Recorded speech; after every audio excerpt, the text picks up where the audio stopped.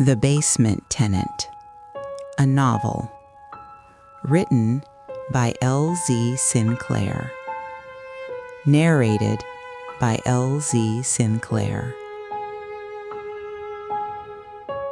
Chapter 4, Optics. The custody motion arrived on Thursday, forwarded by her attorney in an email marked urgent. Carrie read it at the kitchen table, her coffee growing cold, her hands steady because she'd learned that hands could be steady even when everything behind them was not. In Ray, the marriage of Weaver. Derek's attorney, Lawrence Gill, a man whose reputation for family law was matched only by his reputation for making opposing counsel wish they'd chosen a different profession, had filed a motion to modify the custody arrangement. The filing was 12 pages of precisely worded devastation. It referenced Carrie's prescription history: Lexapro, 20 milligrams daily, Ambien, 10 milligrams as needed, both prescribed by her psychiatrist, Dr. Elena Vasquez, whose notes were apparently no longer as confidential as Carrie had believed. The filing described a pattern of emotional dysregulation and escalating erratic behavior that rendered the current custody arrangement inadequate to ensure the physical and psychological well-being of the minor child. It did not specify what the erratic behavior was. It didn't need to. In family court, the accusation was the evidence. The filing was the proof. The fact that a man with Lawrence Gill's reputation had put his name on it was itself an argument, because men like Gill didn't file frivolous motions, and judges knew that, and the knowing was the trap. Carrie read it twice. Then she called her attorney, Beth Kowalski, a sharp woman who worked out of a 2-room office in Lakeview and who Carrie could barely afford, which meant Beth was working at a discount, which meant Beth was kind, which meant Beth was outgunned. It's a pressure tactic. He wants you reactive. Don't be reactive. He subpoenaed my pharmacy records.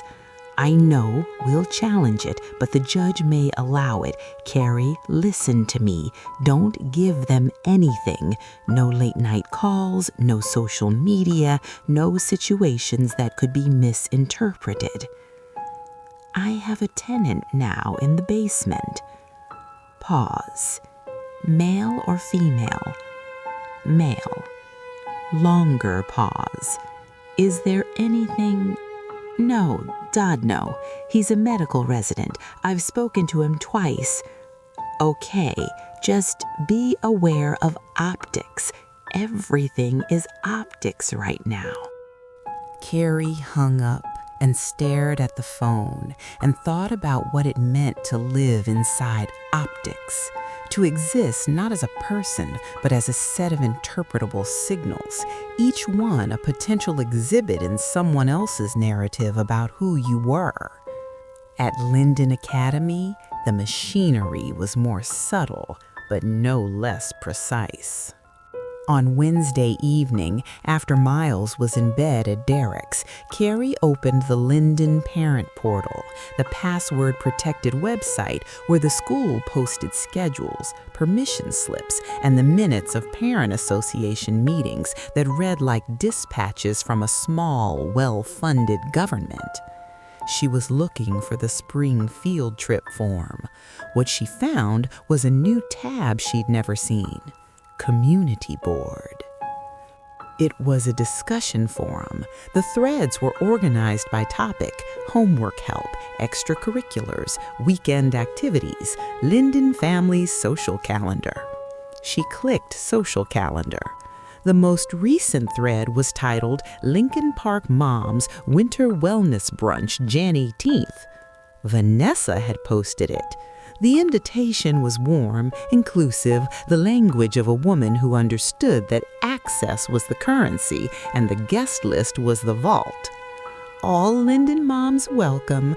DM me for the restaurant details. Space is limited, so please RSVP by Thursday.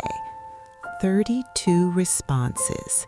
Carrie scrolled through them. Names she recognized. Women she'd sat beside at assemblies and fundraisers and the interminable holiday concerts where second graders performed Winter Wonderland with the enthusiasm of hostages.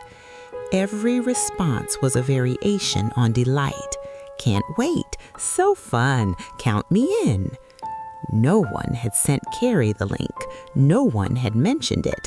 The brunch was 2 days away, and she was finding out about it the way you find out about a party you weren't invited to, through the digital residue, the breadcrumbs that the included leave behind without thinking, because when you're inside the circle, you forget the circle has an outside. She closed the portal. She sat in the dark living room and thought about calling Vanessa and saying something. Hey, I saw the brunch post. Would love to come.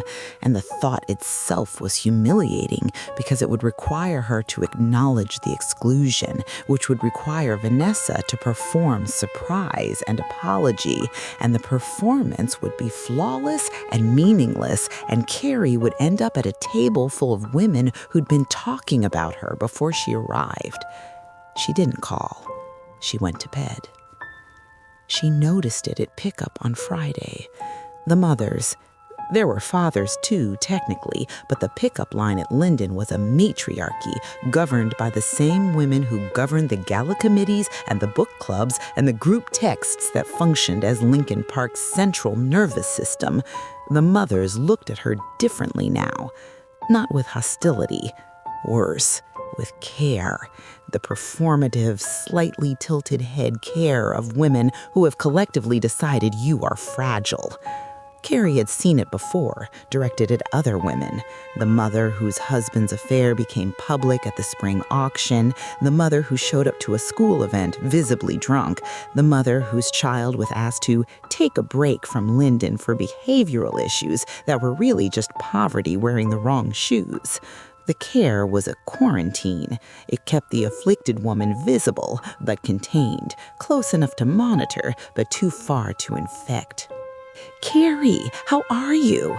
This from Dana Prescott, whose husband managed a hedge fund and whose twin girls had birthday parties that required event planners. Dana's concern was genuine in the way that cashmere was soft, a quality of the material, not an act of will. I'm well, thanks, Dana. You look tired. Are you sleeping okay? I'm on Ambien that my ex-husband told a court about, and there's a woman's voice in my basement at 3 a.m, and my son heard her singing. Just busy, you know how it is. Miles appeared from the school doors, backpack heavy, tie askew. Beside him was a woman Carrie didn't recognize, young, maybe 25, with a lanyard and the expression of someone paid to be attentive. Miss Whitfield Weaver, I'm Sarah. I'm Miles' new classroom buddy. His what? It's a new program, peer support. The school assigns buddies to students who might benefit from additional social-emotional scaffolding. Carrie looked at the woman. She looked at Miles, who was steadying his shoes with the concentration of a child who understood more than the adults around him realized. Who authorized this? I believe it came from the guidance office. Mr. Weaver was consulted. Mr. Weaver was consulted? Yes, and he felt, I'm Miles's mother. I was not consulted. Sarah's smile held. It was a professional smile, the kind they taught in education programs, empathic, unflappable, designed to absorb exactly this kind of reaction from exactly this kind of parent. I completely understand. I can have the guidance counselor reach out. Yes, do that. In the car, Miles was quiet. Then, Mom? Yeah, Bug? Am I in trouble?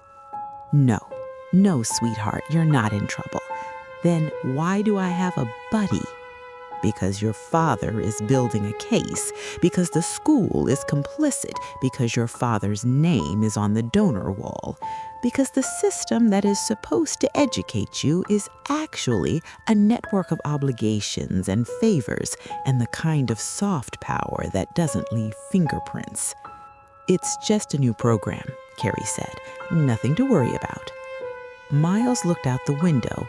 In the rearview mirror, Carrie could see his face, her eyes, Derek's jaw, an expression that belonged to neither of them, an expression that was entirely his own, and already, at 8, carried the weight of knowing that the adults in his life were lying to him for his own good. Saturday night, Miles was at Derek's. The house was empty. Carrie sat in the kitchen with a glass of wine, one glass measured because everything was measured now, and listened. At 12:07 a.m., the side door, footsteps descending, the familiar architecture of Elias's return. At 12:34 a.m., the voice. She didn't go to the door this time. She sat at the kitchen table directly above the basement's main room and listened through the floor. The woman's voice, low and steady. Elias's voice, quieter. The same pattern, exchange, response. The rhythm of two people in conversation. Carrie opened the Notes app on her phone, added to the list. Saturday, 12:34 a.m. Female voice, conversational. Duration, approx 15 minutes. No distress, no raised voices. Identity unknown. She sat there until the voices stopped, until the basement went quiet, until the house was nothing but the hiss of the radiator and the distant rumble of the L train on Fullerton and the sound of her own breathing in a kitchen where she used to be someone else. She didn't sleep.